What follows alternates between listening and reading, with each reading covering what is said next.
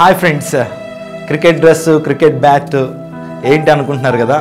ఈరోజు ఒక ప్రత్యేకమైన విషయాన్ని మీతో చెప్పడానికి ఈ ప్రాంతంలో నేను నిలబడి ఉన్నాను. ఈరోజు క్రికెట్ అనేది నిజంగా అనేక మంది యవనస్తులకి అది ఫేవరెట్ స్పోర్ట్గా ఉంది. ప్రపంచంలో ఎక్కువ ప్రజల చేత ఆదరించబడుతున్నటువంటి గేమ్ ఏదైనా ఉందంటే అది క్రికెటే. క్రికెటర్స్ మనం చూస్తున్నప్పుడు ఎంతో ధనాన్ని వారు సంపాదిస్తున్నారు. నిజంగా క్రికెట్ అనేది చాలామందికి ఒక పిచ్చి అనే చెప్పుకోవచ్చు.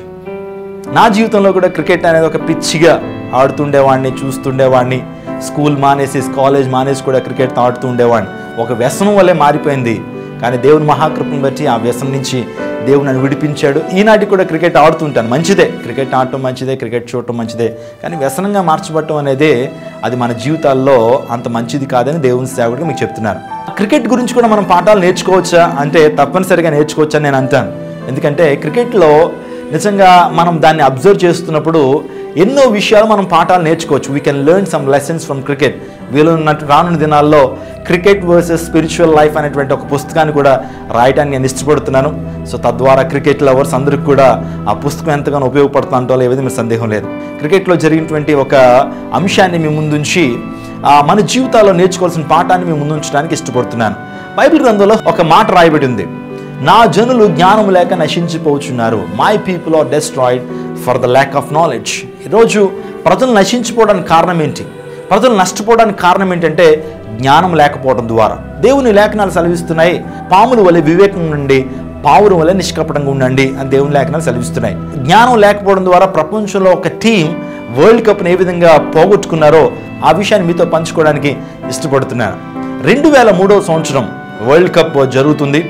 వరల్డ్ కప్లో క్వార్టర్ ఫైనల్స్లో సౌత్ ఆఫ్రికా, ఆ తర్వాత శ్రీలంక, ఆ రెండింటి మధ్య కూడా క్వార్టర్ ఫైనల్స్ మ్యాచ్ డర్బన్లో జరుగుతున్నప్పుడు మొట్టమొదట శ్రీలంక వారు బ్యాటింగ్ చేశారు.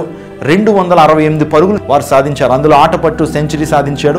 తరువాత సౌత్ ఆఫ్రికా వాళ్ళు బ్యాటింగ్ ప్రారంభించారు. మొట్టమొదట గిబ్స్, ఆ తర్వాత స్మిత్ వారిద్దరు కూడా ఓపెనింగ్కి వచ్చారు. చక్కని శుభారంభాన్ని వారు చేసిన తర్వాత అప్పటికే వాతావరణం అంతా కూడా ప్రతికూలంగా మారిపోయింది. ఆకాశం అంతా కూడా మేఘావృతం అయిపోయింది. నల్లటి మబ్బులు ఆ గ్రౌండ్ అంతా కూడా అలుముకున్నాయి.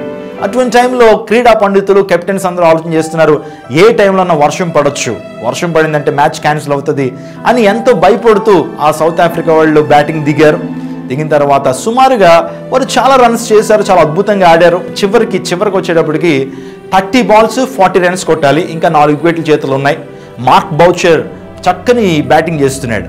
ఆ టైంలో అప్పటికి ఏం జరిగిందంటే అప్పటికి వాతావరణం అంతా కూడా మారిపోయింది. చినుకులు పడుతున్నాయి. దెర్ వాజ్ డ్రిజిలింగ్ పడుతుంది, చినుకులు పడుతున్నాయి. అనుమానాస్పదంగా ఉంది. ఆ యొక్క ఎంపైర్స్ కూడా ఆలోచన చేస్తున్నారు వర్షం పడిపోద్దని. అందరూ కూడా రెడీగా ఉన్నారు. ఆ టైంలో జరిగింది ఏంటో తెలుసా? ముత్తై మురళీధరన్ బౌలింగ్ చేస్తూనే మార్క్ బౌచర్ బ్యాటింగ్ చేస్తూ ఒక 6 runs కొట్టాడు. కొత్తగానే ఆ యొక్క డ్రెస్సింగ్ రూమ్లోంచి, ఆ యొక్క ఆడియన్స్ నుంచి కూడా చప్పట్లు చాలా గట్టిగా వచ్చినాయి. విజయానికి చాలా చేరువలు ఉన్నారు వాళ్ళు. అటువంటి టైంలో డ్రెస్సింగ్ రూమ్లోంచి సౌత్ ఆఫ్రికా కెప్టెన్ అయినటువంటి షాన్ పొలాక్ ఒక మెసేజ్ని పంపించాడు. అదేంటంటే, ఇంకా మనకు విజయానికి కావాల్సినటువంటి రన్స్ మనకి సమకూడాయి.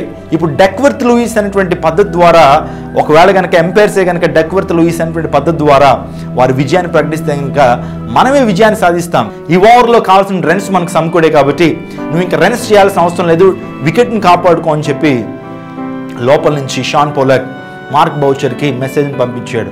కెప్టెన్ చెప్పినటువంటి రీతిలోనే అతను రన్స్ చేయకుండా డిఫెన్స్ ఆడాడు. ఓవర్ కంప్లీట్ అయింది. వెంటనే వర్షం పడుతుంటే ఎంపైర్స్ ఇంక డిసైడ్ చేసేశారు, మ్యాచ్ ఆడడానికి అవకాశం లేదు.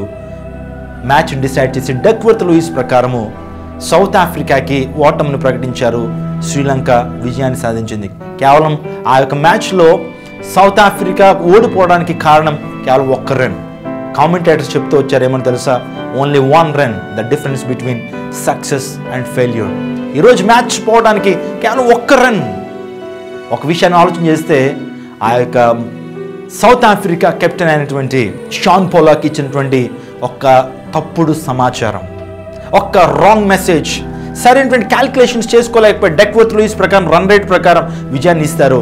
1 run సరిగ్గా క్యాల్కులేట్ చేసుకుపోవడం ద్వారా వాళ్ళు విజయాన్ని కోల్పోయారు. నిజంగా ఏడ్చారండి వాళ్ళందరూ కూడా. వారే హాట్ ఫేవరెట్స్ అనుకున్నారు ఆ టైంలో. ఒక్క రన్ ద్వారా వారి విజయాన్ని కోల్పోయారు. ఎందుకు ఈ మాట చెప్పాను తెలుసా? ఈరోజు చాలామంది కూడా వారి జీవితాల్లో జ్ఞానం లేకపోవడం ద్వారా వారి జీవితాలు ఎంత నష్టపోతున్నారు. ఈరోజు అనేక మంది నరకం దిశగా ఎందుకు వెళ్ళిపోతున్నారంటే నిజదేవుడిని తెలుసుకునే జ్ఞానం, అనేక మంది అవివేకంతో వారి జీవితాల్లో నిత్యత్వాన్ని కోల్పోతున్నారు. ఈరోజు ఈ మాటలు వింటున్నటువంటి ప్రియ సహోదరుడా, ప్రియ సహోదరి, నీ జీవితంలో జ్ఞానం కలిగి ఉండు. ఒకవేళ జ్ఞానం లేదా దేవుణ్ణి అడుగు. మీలో ఎవరికైతే జ్ఞానం కొదుగున్నదో వాడు దేవుణ్ణి అడుగుమని వాక్యం సెలవిస్తుంది. బుద్ధి జ్ఞానముల సర్వ సంపదలు యేసుక్రీస్తునందే గుప్తములై ఉన్నాయి. ఈరోజు జ్ఞానం కావాలంటే దేవుణ్ణి అడగండి, దేవుడు ఇస్తాడు. ఖచ్చితంగా మీ జీవితాల్లో ఉన్నతమైన స్థానానికి మీరు చేరుకుంటారు. ఈ అంశం మీ జీవితంలో మేలుకొల్పునిస్తుందని నేను ఖచ్చితంగా ఆశిస్తున్నాను. ఇంకో మాట కూడా నేను చెప్తాను. దేవుడు మాట్లాడుతాను, మీరు అజ్ఞానుల వలె కాక జ్ఞానం వలె నడుచుకోండి అంటాడు. ఈరోజు జ్ఞానం కలిగి ఉందా? వాక్య జ్ఞానాన్ని కలిగి ఉందా?